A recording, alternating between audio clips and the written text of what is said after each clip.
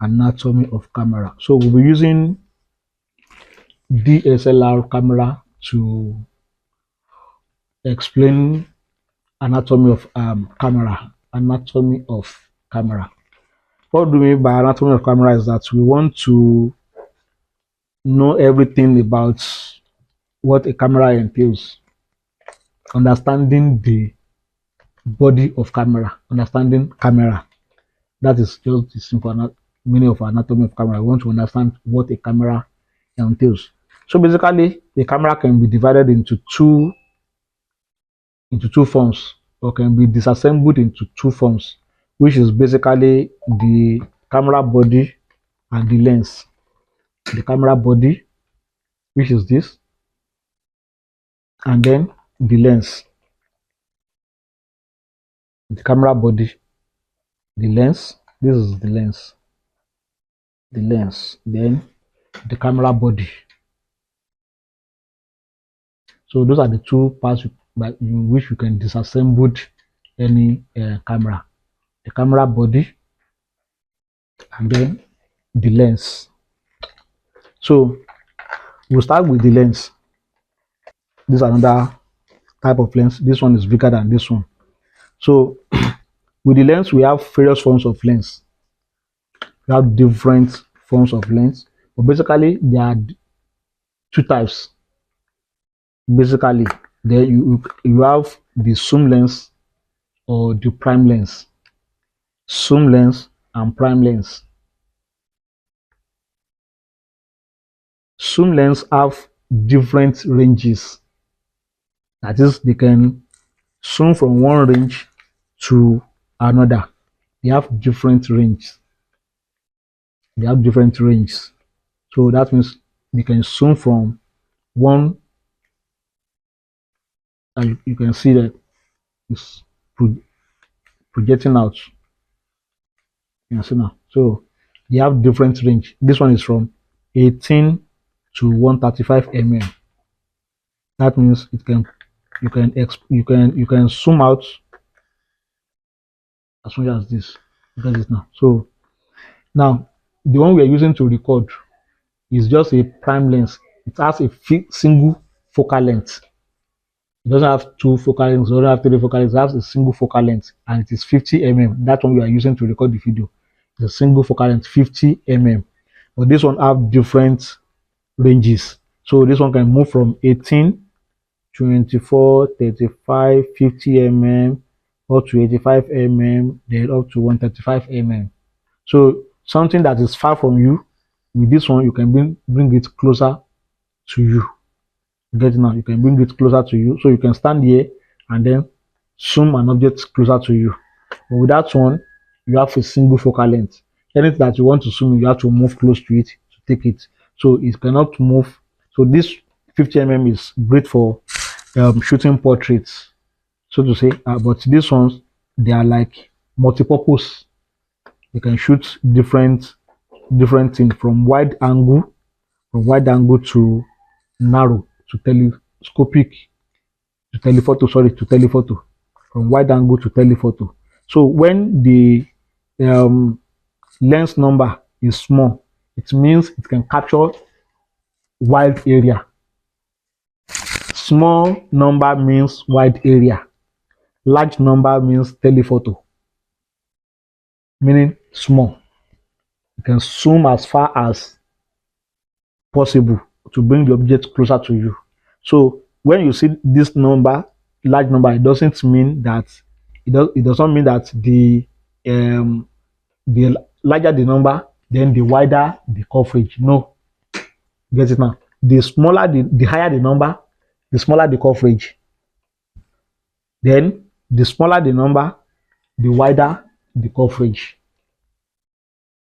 So you have, that is what you have in the lens. And then in the lens, you have various forms of glasses that are stacked together inside the lens. So they are the one forming the quality of the glass determines the quality of the lens as well. So you have the lens here. So that is the lens. You have two openings. One opening is attached to the camera. The other one points at whatever you want to shoot. So this is the lens hook here. This area is what we refer to as the lens hook. So you can see the lens inside of it as well. So now, and for every um, lens, you have almost two rings, most with one, as some with one, then most with two rings. If it is a zoom lens, then you're probably going to have two rings. This one is the zoom ring, this one is the zoom ring, and then this one is the focus ring. You get it now? So you have the focus ring, then the zoom ring. So this one allows you to zoom, while this one allows you to focus if you are shooting in manual mode. So this one allows you to shoot to adjust your focus. So this one allows you to adjust your focus. But if you are shooting autofocus, then the camera, there is a mechanism in it that automatically controls the movement of the lens of the glasses inside the lens to adjust how it moves, and it will automatically focus. So inside of it as well, you have the aperture. Inside the lens as well, you have the aperture, which is the diaphragm covering inside of it. If you can see inside the lens, you can see that I'm assuming the hole is looking bigger. And I'm zooming out now. So that's the diaphragm, because this lens, the aperture of this lens is the minimum aperture of this lens is from 3.5 to 5.6, f 3.5 to 5.6. That's the minimum aperture. So as I'm zooming, it will want to maintain that minimum aperture.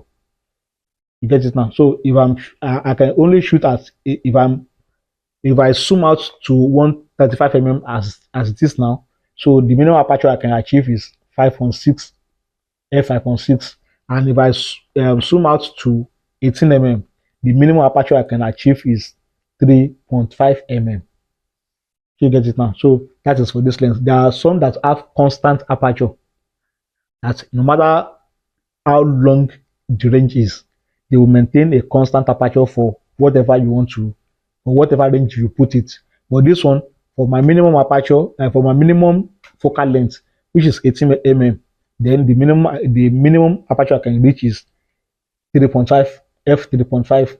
But if I zoom out as high as 35 mm, then the minimum aperture I can have is 5.6. You get it now? So we already talked about aperture, and you already know what aperture is. So aperture is inbuilt inside the lens, because it is the diaphragm controlling the amount of light that this lens will permit to travel it to reach the image sensor inside the camera. Are you getting it now? So that is lens. So a lens will basically contain the zoom ring as well as the focus ring.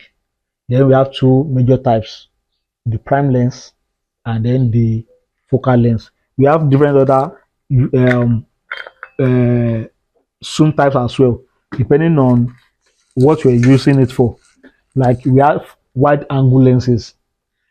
People who are into landscape and stuff like that uses it, like 13 mm, 16 mm, very wide angle like that. That once they use it, it can capture a wide area at a point, at a go. Then we have the fish eye. It's also a kind of wide angle lens as well. We have the fish eye lens as well. You can browse and check all those type of lenses later. You have the fish eye, the wide angle lens, then the telephoto lens, the zoom lens, different zoom lens. Then we have single focal points, which is prime lens, and so on and so forth. So there are a lot of lenses that you can have like that. So using a DSLR camera or mirrorless camera gives you the opportunity to interchange your lens. Okay, I forgot to mention the button here. Yeah, most lenses have this button, which is AF button and MF button, meaning autofocus button and manual focus button. So if I switch from autofocus to manual focus, it means that I'm the one who wants to be controlling I'm the one who wants to be controlling the focus points. You get it now? So if I'm using autofocus, it means that I want to be using my camera to control the focus. So I can just point it, press my shutter halfway, refocus it so that it will point at it will focus on whatever I want to shoot. Or I can put it in manual, I can put it in manual mode. You get it now? I can put it in manual mode and then I will manually adjust my focus ring. So, but that one we're using to record video doesn't have neither the manual focus ring nor the zoom ring. It actually has a focus ring, but majority of the work it does is automatic, so you don't really need to tweak the focus ring. So unlike this ones, you still need to adjust it manually. You need to adjust the focus using your that one have eye tracker. So once it spots human eye, it automatically adjusts. Like this one, if I'm blocking it now, it will adjust itself to focus on the hand. So once I drop my hand, it will look for my eye for my face again, and then it adjusts itself. That is how that one has been programmed. So it can instantly refocus itself to my hand now, and then once I drop my hand, it will instantly bring back the focus on my face. So that is the first thing you have on the lens on the camera.